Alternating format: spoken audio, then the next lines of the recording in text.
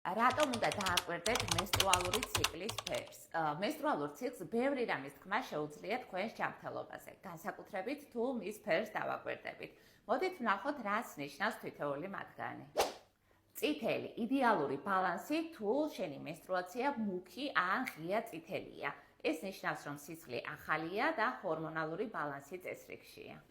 ყავისფერი ან შავი, რატომ გამოიყურება ასე? ეს ძველი სისხლია, რომელიც ძალიან ნელა გამოდის. თუ ის menstruალური ციკლის დასაწყისში ან ბოლოშია, შეიძლება ნორმა იყოს ან ენდომეტრიოზის მეჩვენებელი იყოს. ხოლო თუ მუდმივად ნარჩუნდება, ეს ჰორმონალურ დისბალანსს ნიშნავს და აუცილებელი არის შემოწმება. თუ სისხლს ნარინჯისფერი ტონები აქვს და თან უცნაური სუნი აქვს, ეს შესაძლებელია ინფექციაზე მიანიშნებდეს.